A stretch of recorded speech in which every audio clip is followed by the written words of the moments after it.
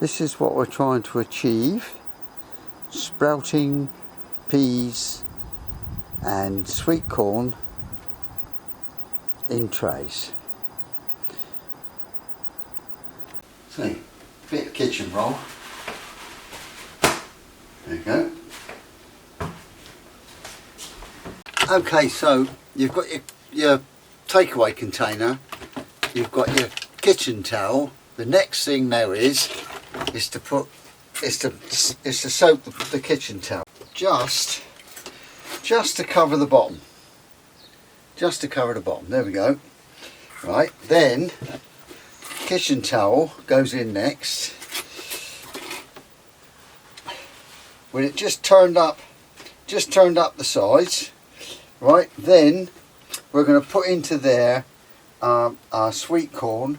Now this is dry sweet corn, but you could do your peas. In fact, I might do peas in there.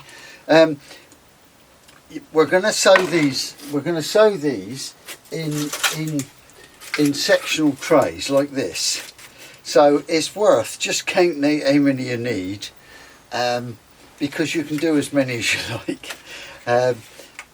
It depending on the size of your bed and all sorts. Decide on how many you want anyway. In this case, I'm going to do one for each, because you know they're going to be sprouted, so you're not going to be doing any thinning out. So in this case, it's 1, 2, 3, 4, 1, 2, 3, 4, 5 balls. It's 20. So I will simply find 20 of whatever I'm going to do. It's going to be, in this case, it's going to be peas. So that's 1, 2, 3, 4, 5, 6, 7, 9, 18, 17, 18. They don't look like they're going to work. That's 18, but I am actually going to do a few more. There's 20. I'm going to do another 4, because I'm confident. All right, 5 then.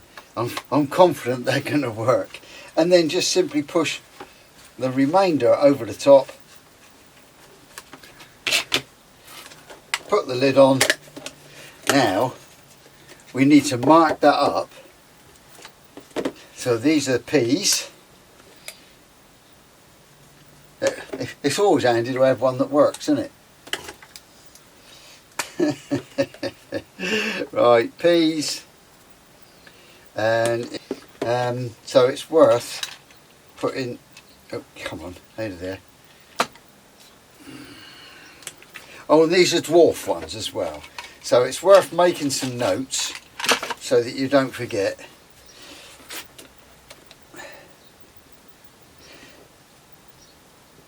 Now the reason why I'm doing these now, Calvin's wonder, you may say, oh, it's a bit late for doing peas, but we've had such a dry spring, my peas haven't done as well as they should do, and I'm banking on the fact that the coming months are going to be cooler. It is the school holiday after all, and school holidays, it always rains, doesn't it? So there we go.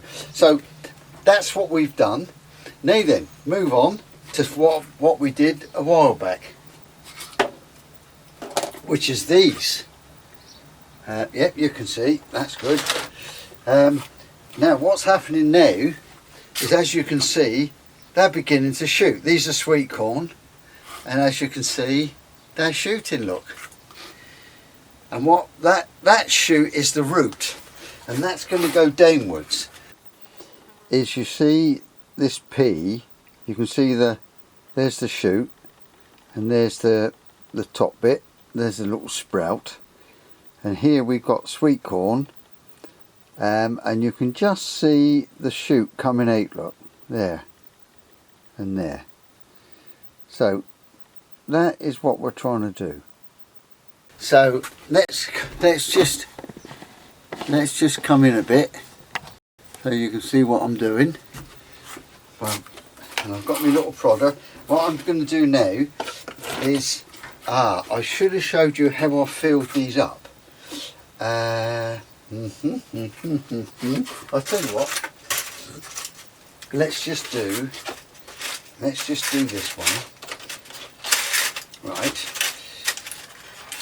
As you can see, I did one previous lot. So what we do is, I like to use a scooper, and I've made these homemade ones for scooping, because you can fill up like so.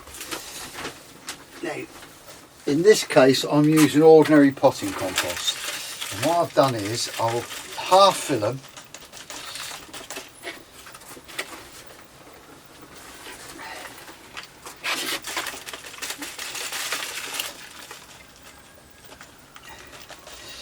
Now, why I like to use a bottle like this is you can just put a small amount in there, and you can just shake it down to the individual holes if you want.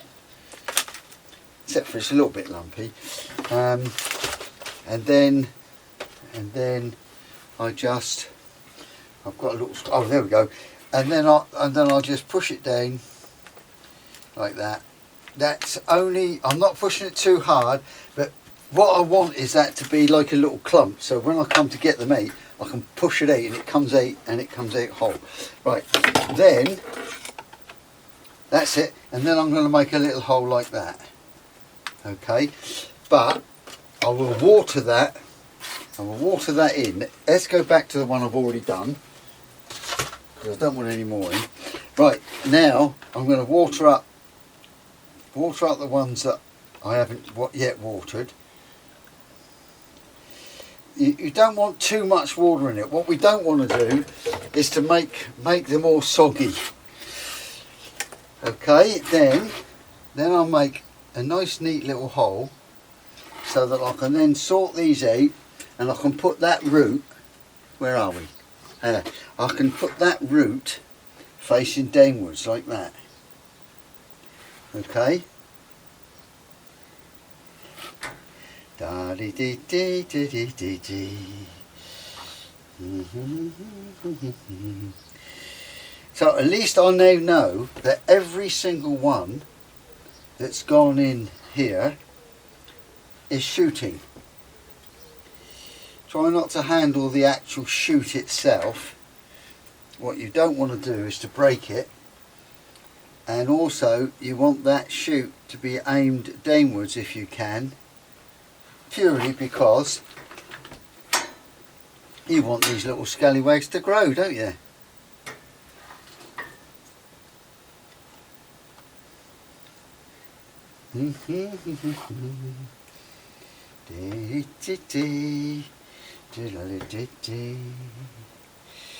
God, I've got more than enough here. I might have to make a second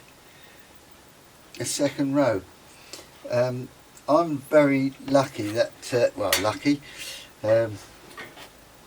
I can use as many of these as I want, because I'm doing a little youth growing scheme as well. And even though it's a little bit later on in the year for doing this, but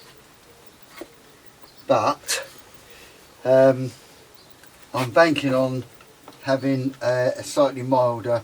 It's been hot and super dry here in the south of England, and therefore now and I'm hoping it's going to be drier. Now what I'm going to do now is I'm going to top that up with some seed compost.